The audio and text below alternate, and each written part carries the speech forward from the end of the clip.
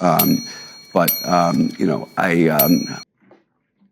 Today we're gonna do the first review of this series, analyzing the speech, the oratory skills of popular persons, from actors, politicians, businessmen, entrepreneurs, innovators, scientists, sports people, you name it.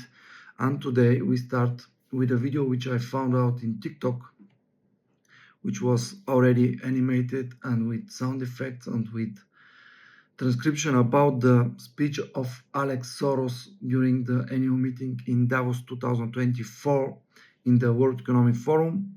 So let's watch it. We're gonna analyze his voice skills, his body language, his storytelling skills, and we're gonna do a verdict and give him advices where to improve or where he's perfect. So let's go.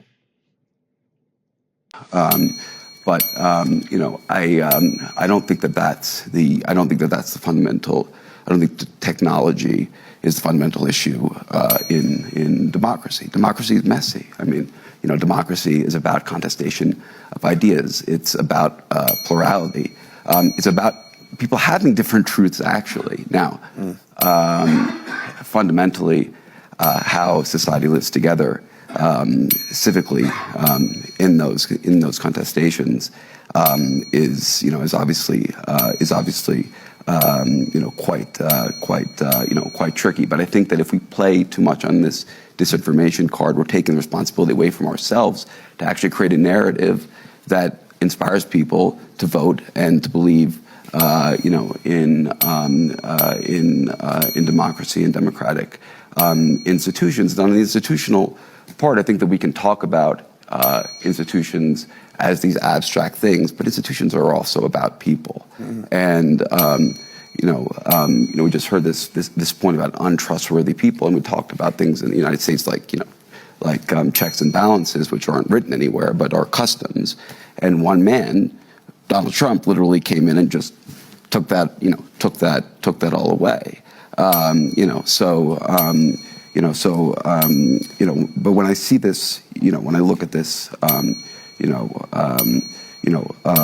globally regarding democracy, I also say to myself, when was this great time that everybody got along so well and things were going so great? I mean, I think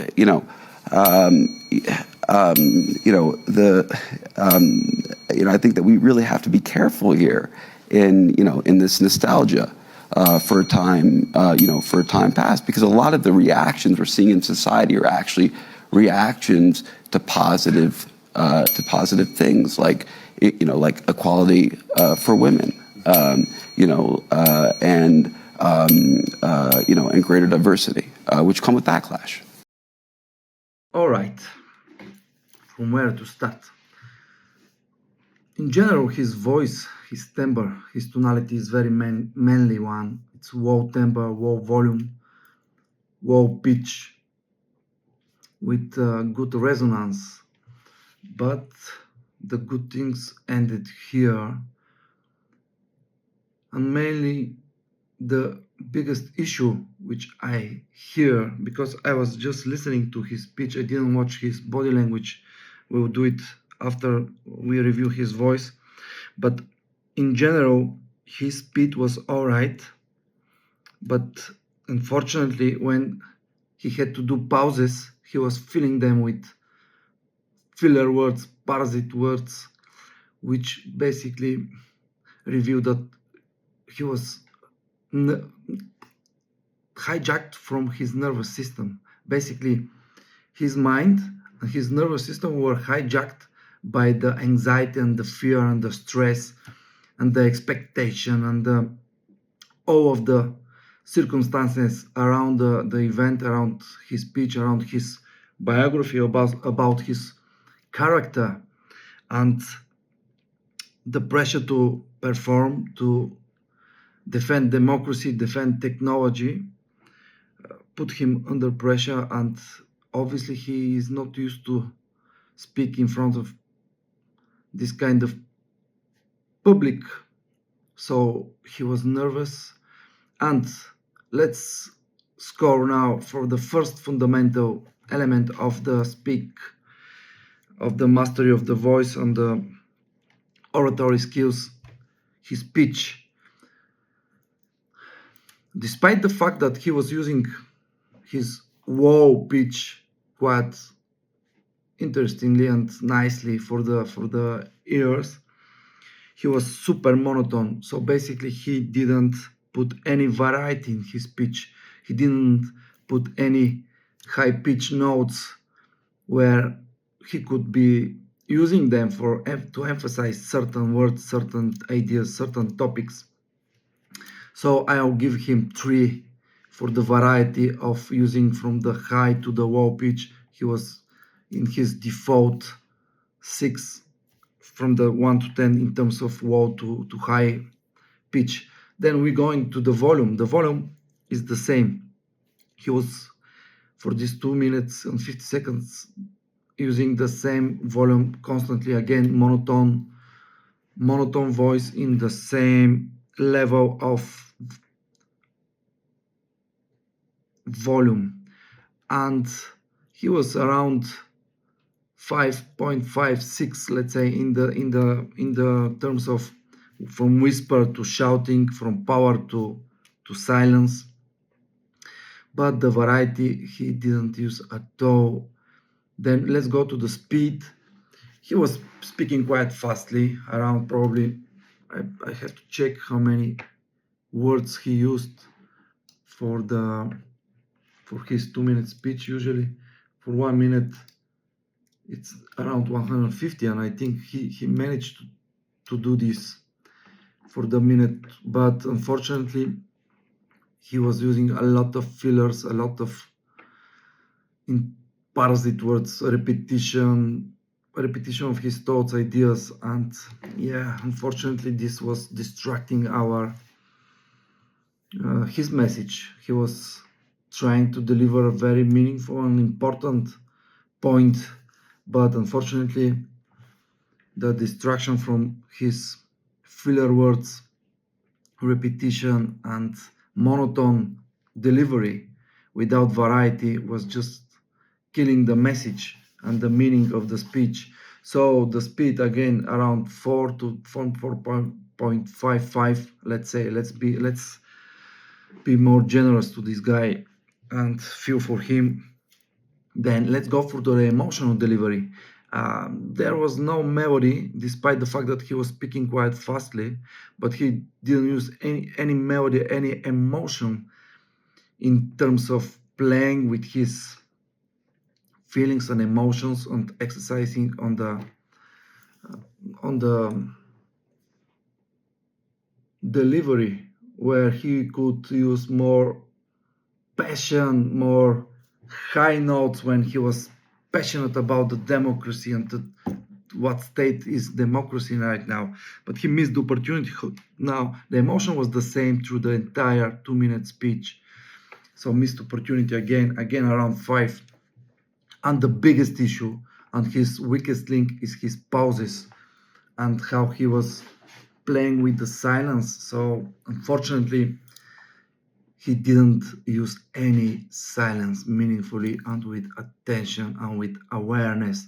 So here the awareness was super leaking energy, no awareness at all to his beats, where he could stop and breathe and leave the audience to digest the information, to get the meaning of it, to get the importance of it.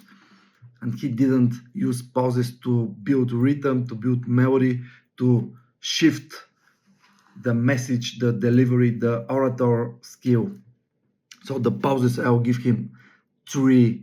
And silence, guys, silence is the most important weapon in your armory when we are talking about voice. So if you're not using silence with awareness, if you're not using pauses, you're missing a huge opportunity to build trust, to build authority, to build confidence, to build mastery over the timing, over the time, over the space.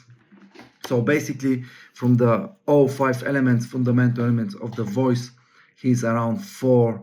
and for a person in his status, in his high rank, this is not good, because he's supposed to deliver a very meaningful and very important statement here. His point of view has a value and has weight, because he has the resources, he has the background, and he can really change the world, the reality, if he manages to move people, to shift their perceptions, to move them emotionally, meaningfully. So let's go back and let's just watch his body language, but let's mute the speech. So only we are watching his body.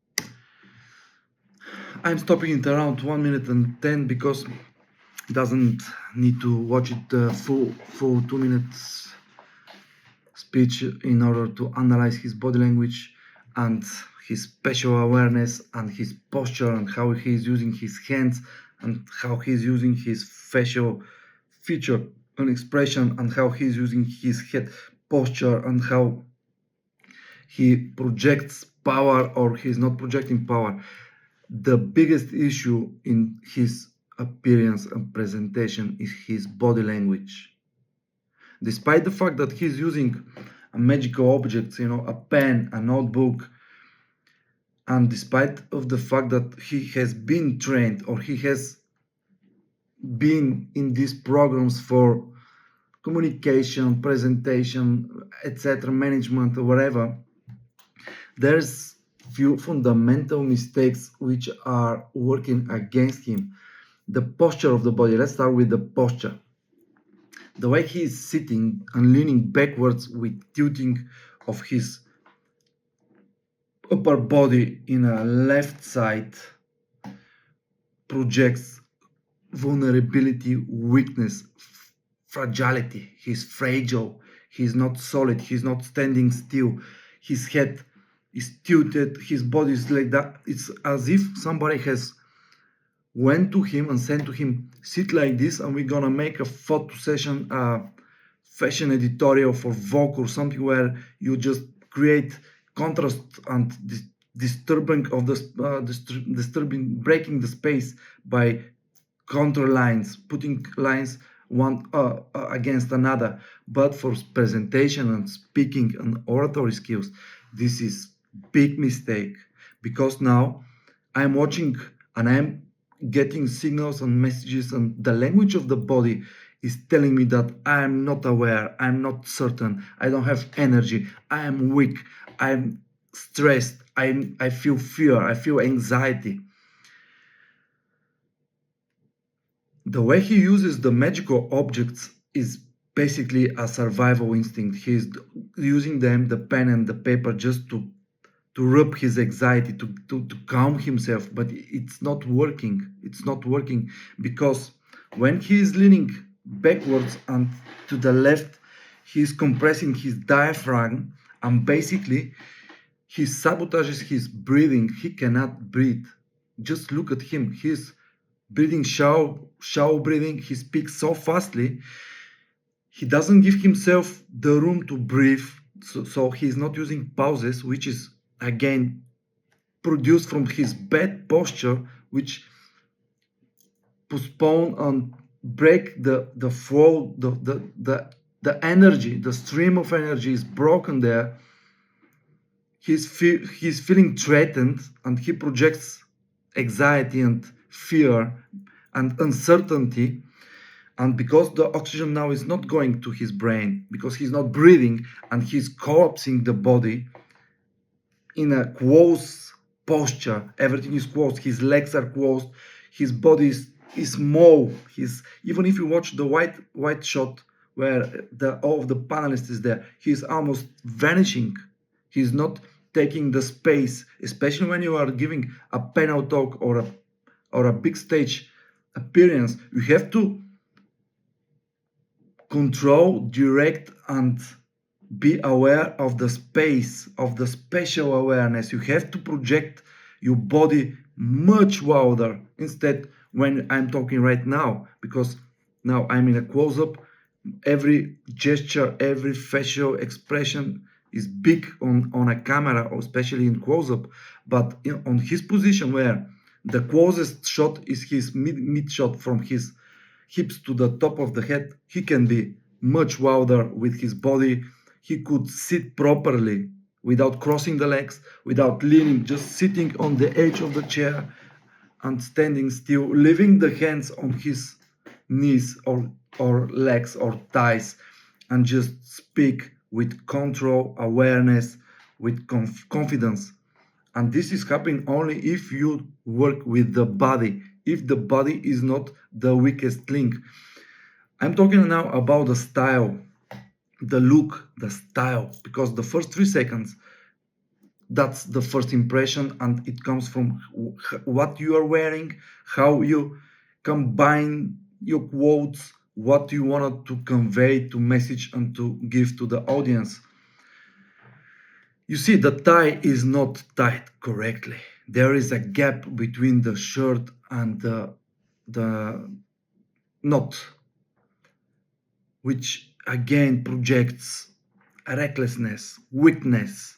It's not powerful, it's weak. It's as if somebody who is putting a tie for the first time because his mother was telling to him, now you wanted to look like a man, put a tie. It doesn't work like this. You have to own what you wear, not vice versa.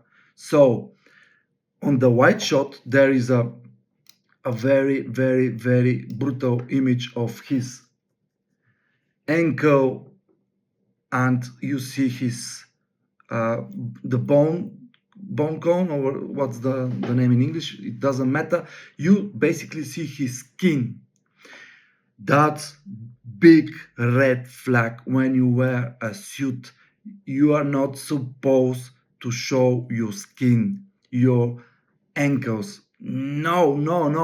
Big mistake. You have to wear black socks, which to end to your knee. You're safe. It doesn't work. So the voice, it's generously I'm giving 4. The body is 2 points from 10. And now if you go to the storytelling, and when we analyze the transcription of his presentation, his speaking on the panel, it's the repetition of his thoughts, ideas, constantly, like I think that, all these filler parasite words, distracts from the story. He's not using storytelling. He's not using storytelling frameworks. He's not transport us in a different world with different characters. He's not reenact a dialogue. He is not even reenact a monologue. He's not talking. He's not putting different ideas by giving them different voices. Like democracy is a dangerous state because there is a clashes between a guy who is traditionally, you can play around. We can just perform, and then your message and your idea is not only connecting with the mind, but it's also connect with the body and heart. and they are feeling this, people start to feel, to care, to be connected with your emotion, and you are moving them. That's the shift. When the audience is experiencing a meaningful and emotional insight, a revelation, a realization of something which they didn't know. And because he's not aware of the public, he's not looking at the public, he's not looking even at his panelist, co-panelist, team panelist, he's getting into himself, into his mind, and this, I even don't know what to use, chaos of thoughts, ideas, words, self-awareness. How do I look? How do I sound? Am I sounding right? Am I projecting what I need to project? And because you cannot fake yourself, you know that you are screwed, that your body is not performing, that your voice is weak, that your thought process is not right, and you feel, and your nervous system start to realize that you are a faker, and you're failing to communicate, failing to convey your message, you start to feel the worst emotions ever. The pressure of the environment, the circumstance, the scene, with your inner pressure of critical parent, of ancient child, of the thoughts of your generations behind, that you are not enough, you are not good enough, you are not done, and you are done. So the solution always start with the idea that you are a lighthouse and you have to deliver and you are there to serve. That's the first. The second, you immediately go and look for help. Acting coaches, communication coaches, speaking coaches, you name it. Find somebody to help you. Go and look as if from this is depending your life, because it is depending from this for real. And third, do it. Practice, reflect, review, practice. Practice, reflect, review, practice daily, as if you are going to a fitness gym. It's so important. Good. If Alex Soros is watching this video, dude, I'm with you. I really empathize and I'm feeling what you're feeling, and because I know what is the feeling of being there speaking, and I only can imagine what you are feeling from your shoes. I can put myself in your shoes and walk it, and I'm just not feeling sad for you because you can change everything, but actually I feel that the sadness comes not from pity, but from the missed opportunity that you can become a great communicator, a brilliant orator, a brilliant messenger for your purpose and your dreams if you master the art of communication. So this massive waste of opportunity is making me unhappy. But I don't have sadness, because you can change and you have to change and you can do it. Why not? Why not you? Why not now?